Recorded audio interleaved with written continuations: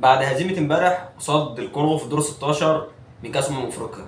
المباراه اللي بالنسبه لنا او معظمنا توقعناها بسبب سوء الاداء وسوء النتائج برضه في دور المجموعات.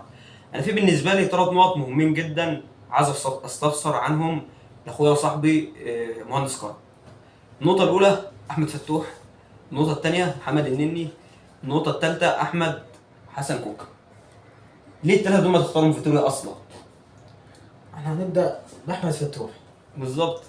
انا بالنسبه لي اللي هو معنى ان هنا المدرب ملوش شخصيه، ضغوطات بره تحكم عليه انه يختار لعيبه منهم احمد فتوح. احمد فتوح عنده ايقاف، ازاي يلعب اصلا ويروح يستدعي على المنتخب في حين ان احنا عندنا محمد حمدي. انا بالنسبه لي محمد حمدي افضل منه.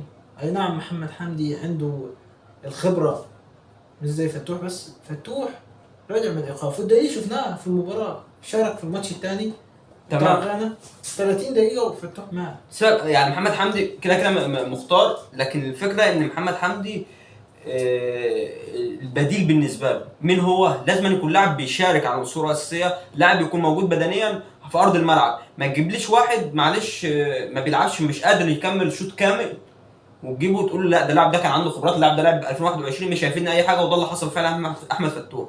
لولا كان لا قدر الله اصابه من محمد حمدي الفتره اللي فاتت كنت انت هيكون عندك مشكله ناحيه الشمال. انت ما نزلت عمر كمال عبد الواحد، وده اللي حصل فعلا بعد محمد حمدي اتصاب. لما لعبت عمر كمال عبد الواحد ناحيه الشمال الجبهه دي ماتت، اللاعب بيلعب كره من الكره مش على عدلته، مفيش جبهات حصلت دفاعيا زي الزفت. بالظبط. عندك لاعب زي محمد شكري على مستوى الدوري المصري لاعب بيجي، ولا انت عامل الدوري ده مجرد ان هو دوري وخلاص بيتلعب والبطل فيه وخلاص؟ لا، ده الدوري ده اهم صفه فيه ان هو بيجيب لك لاعيبه وكوادر للمنتخب. فانت ما استفدتش من الكوادر زي محمد شكري مثلا عامل اداء كويس مع سيراميكا.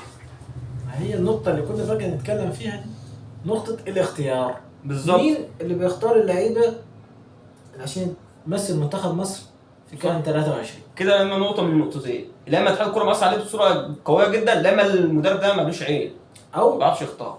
بالظبط ان هو اصلا جاي مصر مش بيتفرج على الدوري المصري اصلا. مم. لا انا عندي كوادر معينه 20 لاعب اتفضل اتفرج عليهم. عندي فتوح، خلاص فتوح ما يلعبش يبقى كده تمام، مش هتفرج على اي لاعب تاني في الدوري المصري. صح. وده الواضح. حصل. يعني ما عندوش لمه بخبرات اللعيبه، امكانيات اللعيبه المختاره مش عارفها اصلا، ولا عارف ده يلعب فين وده ما يلعبش فين. اثبات على كده اثبات على كده انك مختار محمد صبحي كحارس رابع ما بيلعبش برضه، مع ان محمد عوض هو اللي كان بيلعب مكانه. بالظبط. ده هو حط له قال لك ده 2021 كان اللي متواجد 1 2 3 اختار منهم ما تجددش، ولو جددت جدد عناصر معينه. هو اللاعب الوحيد اللي بالنسبه لي اللي هو مصمم عليه من فتره بعيده كبيره هو محمود حماده. انا عايز افهم محمود حماده ده ابن مين في مصر؟ على راي عصام البدري. وكريم ندفد ابن مين في مصر؟ كريم ندفد بتاع مع عصام البدري مثلا. البدري. محمود حماده لا هو اللاعب مثلا الصغير اللي تقول هتبني عليه جيل، ده لاعب معدي ال 30 خلاص. ولا هو اللاعب الفاز اللي هو انت لا ده امكانياته عاليه، ده لا ده مارادونا مثلا 86 هيأدي لي هيكسب لي المنتخب. مش هو الكارت اللي انا اقول انا صح فيه. صح. مش هو محمد عبد المنعم مع كيروش. بالظبط. او مثلا التبديل الذهبي اللي عمل حسن شحاته نزل جده مثلا. صح. لا ده محمود حماده وده شفناه في المباراه. وانت اللي زاد الامر صعوبه انت سحبه ومدخله يلعب في المباراه. محمود حماده مش عارف يستلم الكوره، الخضه تحسه كده اللي هو ايه ده انا بلعب ده دور 16 كمان، ده ما بلعبش نهائي ولا قبل نهائي. وايه انا بلعب دور كام 16 كوره الجون فاضي. انت عارف لو يا راجل معلش انت لو شطها في الجون وجت في عاليه او جت في العارضه فاقول له الراجل ده حاول. ليش الخبطه دي معناها خايف، حتى ضرب جزاء وهو داخل حطها كويسه او جت جون، لان الحارس اصلا اي كره في المرمى كانت بتخش في جون. انت الكورتين اللي ضاعوا مع مصطفى محمد طلع بره خالص وابو جبر في العرض، اي كره في المرمى سواء كان ابو جبل او الحارس بتاع الكونغو كانت بتخش جون. في ضربات الجزاء الاثنين ما كانش عندهم. مفيش. انا بالنسبه لي حارس الكونغو مستواه بان في ضربات الجزاء. بالظبط. مفيش كوره اتلعبت صح في ضربات الجزاء الا كوره مرموش، كوره عبد المنعم، كوره مصطفى فتحي. صح. باقي الكور اللي المنتخب مصر كلها تطلع. مصطفى محمد انا يعني انا مثلا لاعب جاب ضربه جزاء تمام، انا احطه على طول هو ماشي بيلعب ضربه جزاء وحط ضربه الجزاء الاولى كويسه جدا، بس اللاعب ده ما احطوش في الاوبشنات الاولى. يعني حتى لو هخليه رقم 5، لو انا ان شاء الله هم ضيعوا يجيب لي ضربه جزاء مش هيكون مضغوط. انما طالما الحارس وعارف ان هو شاطها بزاويه معينه بتبقى ضغط على اللاعب اكتر ما ضغط على الحارس. بالظبط. انا خلاص، لا انا لا ده هو هيشوط، انا هشوطها في نفس الزاويه فهيطير، ولا هشوطها في الزاويه الثانيه فهو يفكر نفس تفكيري، ولا تبقى ضغط اللاعب. هو احنا مش كده طلع بره خالص. بعيدا من ركلات الجزاء، احنا وصلنا ازاي؟ بالظبط. احنا وصلنا ازاي؟ يعني انت عندك نص محمد النني اللي هو مارادونا طبعا، ما حدش هينكر ان ده مارادونا كان بيجيبوا الكرة ليه المصرية يعني. محمد النني يلعب مركز 6، اللي هو احنا ما عندناش حد مثلا، ما عندناش مروان عطية. أيوة. مروان عطية ده ما بيعرفش يلعب كورة، لا بالنسبة النني له. ده اسد، ده لاعب ارسنال. ده ما لعبوش الا في ماتش تاني الا بعد الضغوطات، وده اكبر دليل ان هو مدرب ملوش شخصيه. ما لهوش ولا ليه فكر. صح. المدرب احنا ممكن نظلم الاتحاد في اختيارات، خلاص الاتحاد ظلم وشد عليه واختار لعيبه، خلاص انت عندك لعيبه، اختار بقى وظفها. تشكيله بقى يا راجل. انت كانك نازل وظفها. دلوقتي، انت ماشي مدرب ما مسكتش منتخبات قبل كده، بس انت معترض دلوقتي، انت معاك 27 لاعب كانك في نادي عادي خالص، وتختار افضل ما فيهم. مش عارف حتى تختار تشكيله افضل ما فيهم. بتلعب محمد النني كلاعب رقم 6، ادالك اسوأ اداء على مستوى ماتش موزمبيق ودخل فيك هدفين، وكان المشكله الاكبر وعامل بريشر على خط الدفاع هو عدم وجود لاعب رقم 6 قادرين نوقف لك الدايره دي. جيت الماتش الثاني انت برضه النني قدوس جاب فينا جونين بسهوله خالص، وجاي اصلا من ما كانش بيلعب يعني، هو جاي تقريبا جاي النهارده بالشرطي، نزلت اجيب جونين. جيت الماتش الثالث الضغط لعبت منعطي، عامل ماتش كويس، منعطي قفل لك الدنيا شويه، بس راس الاخضر كانت ايه خبطوك بقى، دي كانت مشكله دفاع اكتر ما مشكله وسط ملعب. الجون اللي سجل. احنا لو اتكلمنا عن مشاكل، يعني انت مثلا عندك دفاعيا حجازي وعبد المنعم، ايوه حجازي وعبد المنعم انت لعبوا مع بعض بالظبط. 21 ما لعبوش حجاز. تقريبا حجاز الصاب كمان يعني، الونش لعب مع عبد المنعم اكتر ما حجاز لعب على ما اتذكر يعني. حجازي اصلا رجع من صليبي، بالظبط. ازاي ما حجازي بيلعبش مع الاتحاد. يعني جايبه وتحطه مع عبد المنعم؟ حجازي سيء سيء. ده في كوره في الدقيقه 84 تمام. جت عرضيه من لاعب الكونغو، شفت حركه سذاجه من حجازي؟ كل اللي عدى من دماغه بس. انت بتعديها ازاي؟ بس هو انت يعني واقف بتغطي يعني انا مثلا ولا انا معاك في ايه؟ كده، بس النقطه لو حجازي كان لمسها كده تقلش جون فين. يعني هي غلطه طبعا، غلطه. الكرة دي تطلع الكره دي بقى طريقه ضربة تطلعها ركنية. يعني، تمركزك ده رقم واحد، انك تقف صح، وقفتك الغلط دي خلتك في اوبشنين، يا اما هتجيبها في نفسك يا اما تعديها، لو اللاعب اللي وراك ممكن يجيبها جون فيك. كرة الهدف الأول هو لو قافل صح الكرة ما تخبطش فيه وتخش جوه. ده الهدف الاول اللي دخل فينا ده، انت فكرتني الهدف الاول ده والله العظيم اقول لك ما يجيش في دوري مراكز الشباب. الاربعه ولا الخمسه بيعترضوا مع الحكم وسايبين اللاعب ويسا يستلم الكرة عليه خالص لوحده. طب ايه ده انتوا المفروض اصلا والله العظيم يعني يتعمل عليهم عقوبات بسبب الهدف ده. والمشكلة إن 5 لعيبة عندهم ثقة تامة إن الكرة عليك. أوت لينا، مثلا لينا وهي علينا. هو علينا باينه خالص. خلاص. بس حتى لو لينا هو حاسبها ضدك. هو انت يعني هترجع القانون مثلا، او حتى لو اتحسبت فار، الفار على فكره ما يرجعلكش الهجمه طالما اتلعبت. يعني ما يرجعلكش على الرغم إن رجعت برضه. بالظبط، ما يرجعلكش الاوت من الاول، لا طالما اللعبه بدات ما يرجعلكش الاوت. الكره دي لو كانت هجمه تكمله يرجعها لك، لكن يعني سذاجه. نقطه برضو تخص اللاعب الثالث زي ما قلت لك اللي هو احمد حسن كوكا. انا موجود لاعب زي حسام اشرف، لاعب بلديه من هدافين الدوري، لاعب بيلعب منتخب اولمبي وكلها شهرين 3 ويلعب في باريس الاولمبيات الجايه، وده مهاجم المفروض هبني عليه جيل زي ما بنيت من الاولمبيات اللي فاتت مصطفى محمد، وحاليا هو الرقم 1 كسنتر فورد في منتخب مصر.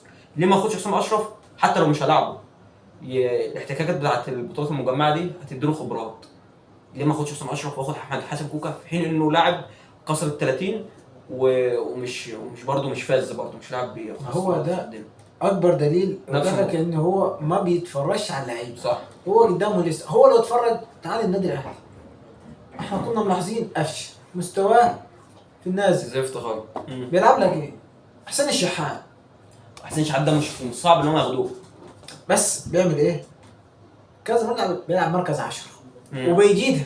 انا مش بقول لك خد حسين الشحات والعب، لا انت في لحظه من اللحظات امام عاشور اتصاب، وكنت ممكن تسيبك لو انت مثلا لو هو مثلا في اصناس واخده حوار ان هو لازم ياخد لاعبين جناح وجناح، وده برضو من النقطه اللي انا اتكلمت فيها.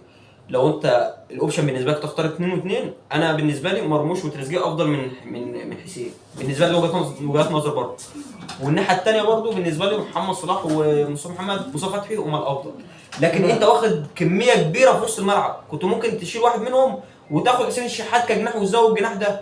حسين الشحات يجيد لك في كذا مركز برضه، اكبرهم. حسين الشحات في مصر المقاصه كان بيلعب باك يمين اصلا، يعني لاعب يعتبر جوكر هيديلك في مراكز كتير.